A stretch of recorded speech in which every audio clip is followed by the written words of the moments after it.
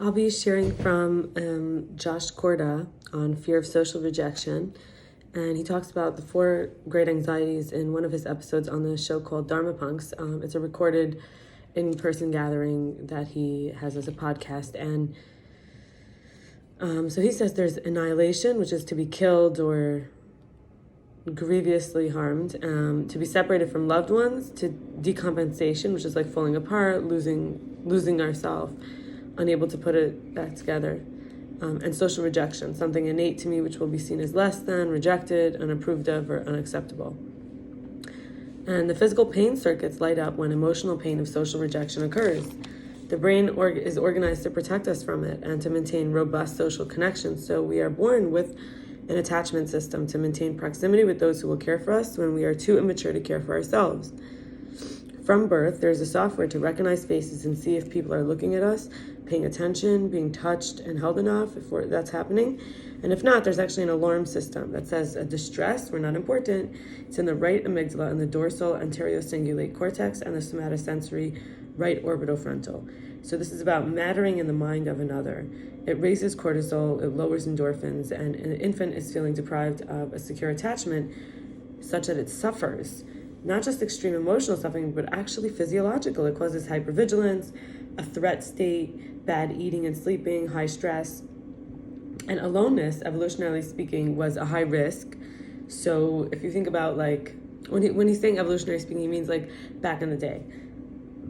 Not that humans were like evolving, but like what makes it possible for us to do well in the environment is not to be alone. You want someone to watch your back and share the resources with, and defend the territory together, and even mating, right? Not to be bored. But so basically blood flow went away from the rest and digest system for the limbs of fight or flight, to be able to do whatever needs to be done. And social anxiety is actually there to protect us from acting out anti-tribal impulses.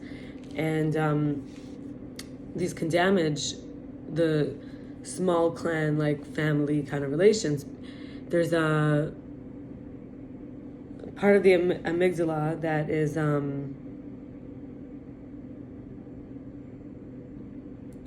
overactivated when we learn that too many situations have the remote possibility of rejection, and there's cues and objects that become overgeneralized, basically really quick trigger, and very broad, inaccurate assumptions. Even if there's just a very bare, slim resemblance to something from the past, we become like oversensitized. And there's, in hunter-gatherer groups, playing it too safe, which doesn't let us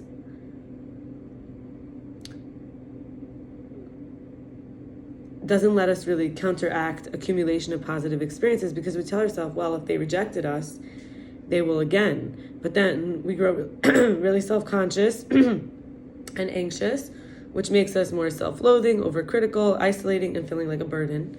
So eventually, any situation where we're the center of attention, where we're meeting strangers in a new place or situation, or we have to display skills we aren't fully, completely proficient in, people develop ways to shut it off at all costs.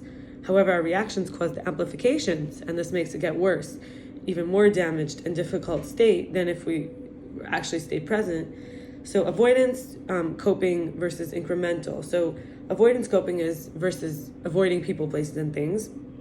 Incremental, slow, safe process of getting back into it is where we slowly but surely learn to deal with it with tools and steps and exposure. Masking anxiety is when we fake or pretend to be more confident, more calm, more easy, more comfortable. And it forces us to set up new subroutines in the moment that we're in, which actually is cognitive overload, because we have to present ourselves, scan the situation, and perform. And we're trying to do too much. It's a heightened anxious response. Instead of just disclosing, I'm uncomfortable, I'm nervous, and then there's distractions. So some issues as avoidance and makes the fear scarier. There's also, of course, eating, which is to raise the dopamine, but it's limited and needs to keep being replenished, since we seek amounts nowadays that are far more than our bodies evolved to make. So evolved, it means responding to this environment that we're in. And eventually it dries up and we get cortisol, which is like a stress pusher, pushing us to do and be. And that also, instead of feeling pleasure, we get anhedonia. Hi, there's a dove that came right to my window. We get anhedonia, which is like no pleasure. And so there are body issues, addiction, and counterproductively, it also causes more rejection to be constantly eating. Then they're self-medicating, but that, increases the tolerance. Like, for example, alcohol helps raise GABA. We habituate so quickly, we always need more. And then counterproductively, it leads to disinhibition and rejection from others because we're doing inappropriate things or being all alcoholic-y. So what actually helps? Self-soothing is one thing. It creates states in the body that tell us nothing bad will happen and we're safe and we won't be rejected. There's something called C fibers in the vagus, and it goes to the thalamus. And it doesn't happen by self-talk because the affected areas don't comprehend language, but it's worthwhile to challenge negative beliefs. There's the ventral medial, which is thinking about the self, speculations, like everyone's having a good time but me, and then the physiological markers, which are easy to get wrong. So we can cope by looking for disconfirming evidence. This is a basic CBT tool to say, how could I say that this is maybe not true, that everyone's having a good time, except me? And then challenging comfort zone to disclose info about our real state. Like, tell the person next to us, are you, like, I think I'd have a better time if whatever, or I'm not having such a great time yet. And then we stop scanning frantically. Number 3, many faces, which is the fusiform and gyrus, while trying to guess their states, because that actually causes alarm state. Instead, we can focus on one-on-one connection. And then 4 is be realistic about abilities. We don't allow guilt and shame to turn on or pass the limits. And 5 is obviously more of a stable way for once we arrive, is to recollect people we've helped, people who we know care about us, times we've been restful, peaceful, happy, and calm, and cultivate that and actually practice it. And I hope that this was helpful, and I wish you a blessed day. Bye.